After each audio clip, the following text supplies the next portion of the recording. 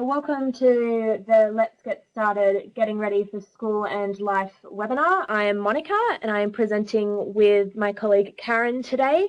We work in the area of advocacy and leadership development at Family Advocacy. What this involves is working with families who are thinking through a positive future for their family member with disability. We prepare resources, we talk to families about advocacy issues and development, and we present at events. We also work with families to develop leadership skills around advocacy. Today we will be talking about students with disability enrolling and attending an ordinary mainstream school. I'd also like to introduce Gina Wilson-Burns. She is a part of Family Advocacy's Leadership Development Program. Gina is a parent who has a strong vision for her son Mac to be included as part of his community, including his school community. And Gina will share some of her insights as a parent with you all today. So to begin with, I'll give you a small overview of Family Advocacy. For those of you new to Family Advocacy, we are a statewide independent disability advocacy organisation that works with families around the interests of their son or daughter with developmental disability. Family Advocacy has been around for more than 21 years, and it was started by families who felt that people with developmental disability would be better supported to have a good life as valued members of their community if their families had more information and could speak more forcefully. The work of Family Advocacy is underlined by some core beliefs that I'm sure you all share.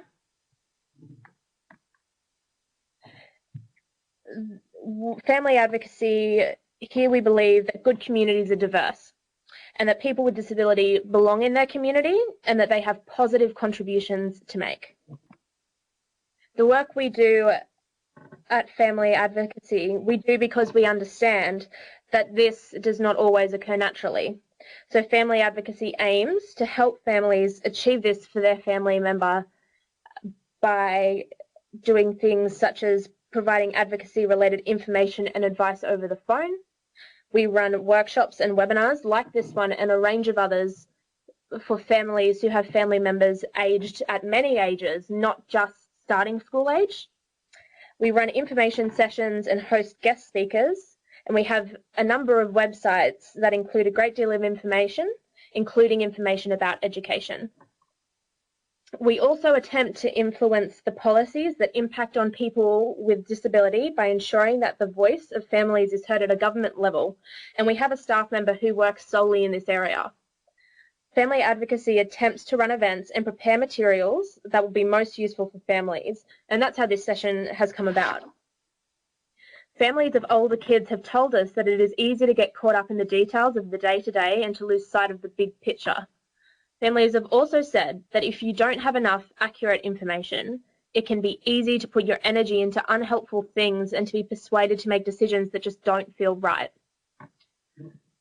So today we will be talking about choosing a school and the transition to school, the possible supports you can have at school, your relationship with the school, and the research around the benefits of mainstream education. We hope that the process of starting and moving through school goes smoothly and that you will always have perfect professionals, families, and friends to support you in all your decisions.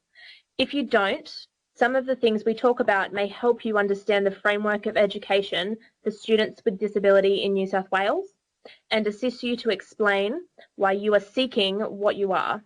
It may give you confidence to stick to your decisions, help you find the information you need, and hopefully it may just make things a little easier. If any of you are still not sure if a mainstream class and school are best for your child, we hope this webinar may give you some more things to factor into your thinking and decision-making process. Today we will be talking about mainstream education, going to school in an ordinary class with children the same age, probably at a school close to home, whether it's a state, independent, or Catholic school.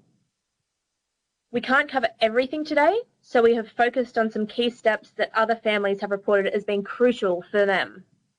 In addition, you will go away with some articles and resources, and most importantly, you will have more of an idea about when to ask questions and where you can go for information and advice. In other words, you'll have a framework.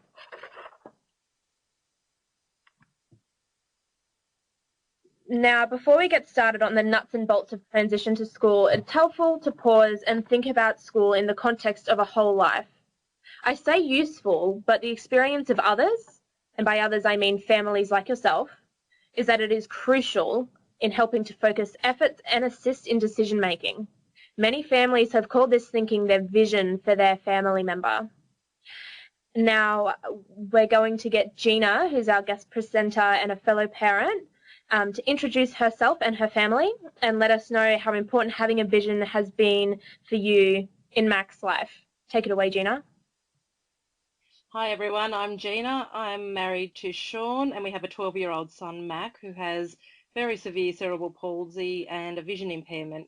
Mac uses a wheelchair full-time, has no independent mobility and requires assistance for every part of his day, including feeding, both orally or via a G-tube in his belly, and assistance for any personal care bathroom support.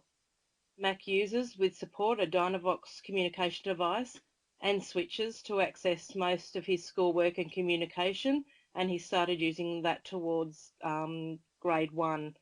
We were always being told that as a result of the severity of Mac's disability, things like he won't, he can't, he'll never.